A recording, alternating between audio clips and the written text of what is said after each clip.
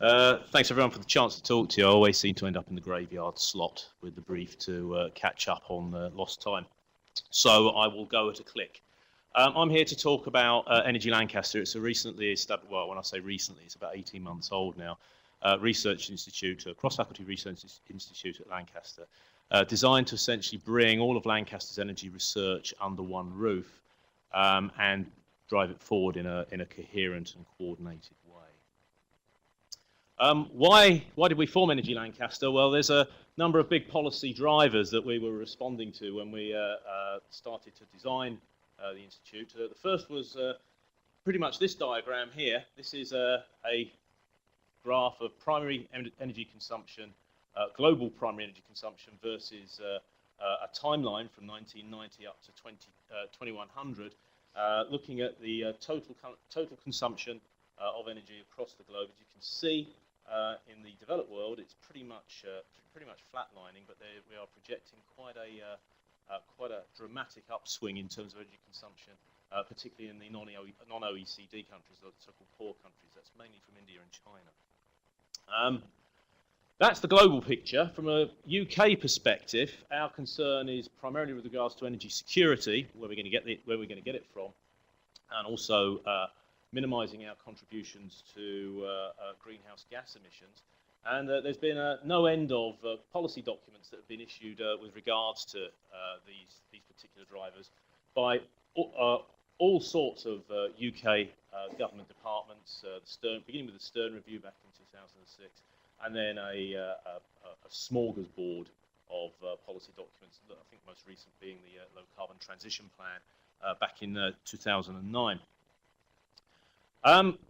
Academically and at an institutional level, professional institutional level, there have been a number of responses to these policy documents. Here's just 5 of them: the Geoengineering the Future, Geoengineering the Climate report, the Generating the Future report from the Royal Academy of Engineering, an Electric Vehicles report also from the Royal Academy of Engineering, and this Engineering the Future, Nuclear Lessons Learned, how to build nuclear power stations going forward, what can we learn from Sizewell B. These have been the responses. These have suggested processes that strategies that might be implemented. It's down to academia working in conjunction with industry to implement those suggested policy initiatives. Banging the Lancaster drum for a moment, 3 of these documents were produced by Lancaster academics. I'll come back to those shortly. So looking at the energy research capability at Lancaster, it's pretty much across the piece, as we'll see shortly, but it's useful to think of it in terms of a historical evolution initially. There were, when we set up Energy Lancaster, 3 very well established energy research areas. There was a long-standing activity in the Department of Engineering in wave and hydro. There was a very long-standing activity in photovoltaics, in physics, and a extremely long-standing activity in the sustainability of energy usage within both science and technology and the arts and social sciences faculty. The institution hasn't stood still. Recent additions to its energy portfolio were a growth in nuclear engineering related research, and we'll see just how dramatic that's been in a couple of slides' time.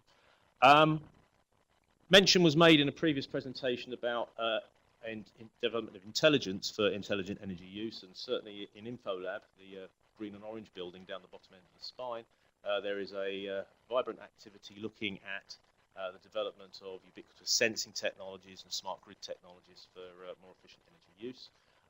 There's an activity in the transport and energy use and why people use different modes of transport, as just reported.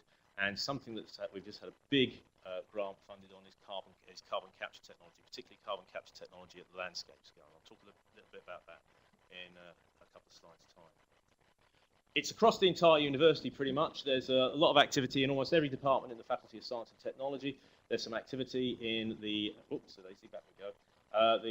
Faculty of Arts and Social Sciences, so looking at sociology of energy use. And over in the management school, there is an activity looking at obviously the economics of certain energy technologies and energy efficiency systems. We are lucky to have on site co-located with us a Centre for Ecology and Hydrology, and they have a an ongoing renewable energy program as well, and they are part of the Energy Lancaster initiative. So in terms of where Lancaster operates across the energy map, it's useful to look at it in terms of a diagram like this. I think David mentioned it was time for simple diagrams. Here's my simple diagram. This is a sort of diagram that is much beloved of policy wonks. It shows on the left-hand side here the UK's energy supply, and over on the right-hand side what we use that energy for. And these various bands running across this diagram show where the various energy supplies are deployed. You can see there is a big issue here with conversion loss around the electrical supply system. Where does Lancaster research on that map? Pretty much across the whole bit. We have activities in clean coal combustion, we have activities in nuclear renewables. We're quite pleased with the fact that we're one of the few institutions across the country that can brag that we've not only got nuclear and renewable research under the same institutional roof, we've actually got it under the same departmental roof as well, and people don't argue. We have research on enhanced methods of oil supply, and we have substantial research efforts on not only transport use, but new modes of transport, electric vehicles, and usage of electricity within the context of domestic appliances. Something I should mention as well is that currently one of the members of Energy Lancaster is working on a report for the one of the learned institutions on the use of heat within the UK energy landscape, and that's due to be published sometime towards the end of this year, beginning of next year. Is that right, Roger? This year, right. Just having a look at, this is quite a busy couple of slides, but it gives you a flavour of the sort of thing that we're looking at in a bit more detail. Up here on the top left-hand side, this is a research project out of the Department of Sociology in the Lancaster Environment Centre here, looking at the philosophy and sociology of energy use. We recognise that in terms of addressing energy-related issues, you can't just be looking at the technology, you've got to be looking at the sociology, you've got to be looking at the economics, you've got to be looking at efficiency. So these books here, published by John Ury and by Roger Kemp, just spoken there. Roger wrote this report as well, looking at policy, looking at philosophy of energy use.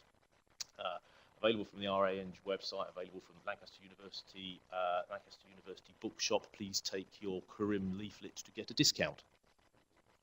That's a complete lie, by the way. Down the bottom here, there's the marine activity, long-standing activity. We have one of the few 1/10 scale wave tanks in the country for doing real studies on marine energy systems. We're part of the Supergem Marine Consortium and of a part of the new Supergem Marine 3 Consortium, which is started in October. This slide here is a little bit about how our physics department is using cutting-edge nanotechnology, cutting-edge nanoscience techniques to develop new strategies for photovoltaics, for solar energy conversion, for photoelectrolysis, the generation of hydrogen from water under the influence of sunlight, and also energy storage techniques, mostly focused around the use of the new wonder material, graphene. We're one of the, I think we're one of the foremost graphene research centres in the UK, and certainly looking at graphene for energy storage is one of the activities that's going on in physics and spilling out into engineering. We have this new project I mentioned earlier on of carbon capture at the landscape scale. This is how sensible land management will enable for carbon uptake, water management. Will enable better carbon uptake by green spaces. We have a growing activity in nuclear, that's nuclear fission and nuclear fusion, looking throughout the nuclear fuel cycle from reprocessing through to geological disposal, as well as radiometrics for decommissioning purposes as well. So we're looking at end of life in the life cycle within nuclear. Just reminding you of what's going.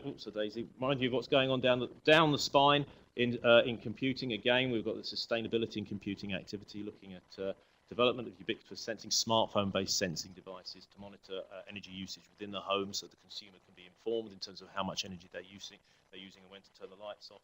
And this rather entertaining polemic here after the car by Kingsley, Dennis and John Erie, essentially why cars are bad.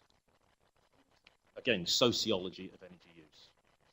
But that's not the whole picture. We've also got growing activities in wind, in clean coal, enhanced oil recovery, I think I mentioned, biomass and biofuel production here in LEC and in CEH. Electric vehicles are a new activity over in engineering. We've just recruited someone into engineering. We're expanding engineering, doubling its size, opening a new capability in chemical engineering. And I've just recruited a research team looking at fuel cells, hydrogen-powered fuel cells. And in mathematics, we have Idris Exley using advanced time series methods to model energy demand. Not only the technology side of things, but also the policy end of things. I think I've made mention of some of these things already. The policy documents in response to the outpourings of government, and the sociology of energy use here as well. How's this activity funded? Well, it's roughly at the moment, I think, doing a quick canter across Lancaster's grant portfolio over the last year or so. We're running at about 7 million in terms of total energy energy research. That's just the Faculty of Science and Technology, I hasten to add. So it's about 7 mil funded projects by a variety of routes in science and technology. It's growing all the time. That's up, I think that's up about 12% on last year. But you can see there's activities in grid issues, transport, big activity in nuclear here. Wind is growing. Again, it's a bit like the David's presentation. Wind is the activity that's kind of like coming up on the rails. This has popped up out of nowhere. Wet renewables, very mature activity, as is the solar energy, sustainability, and the climate change related activities as well. Who do we work with? A whole range of actors here. That's all the way from government quangos through to national labs, through to multinationals. If I can find one, yes, here we go. EDF Energy. All the way down to a whole range of SMEs and even smaller companies. Oops, no, don't want that. We're just in the process, or we have just appointed a business partnerships manager for Energy Lancaster. Where is he? Ian, if you could just stand up and make yourself known. It's Ian Nixon. Given the expansion that we've had in the area of energy-related research over the last year or so, the institution has taken the decision to invest in someone to specifically articulate between business and the university in the area of Lancaster. And Ian, who starts, I think, next Monday in this post, will be that point of articulation. He will become the first point of call for business, for any businesses that are wanting to work with us. All right, Daniel.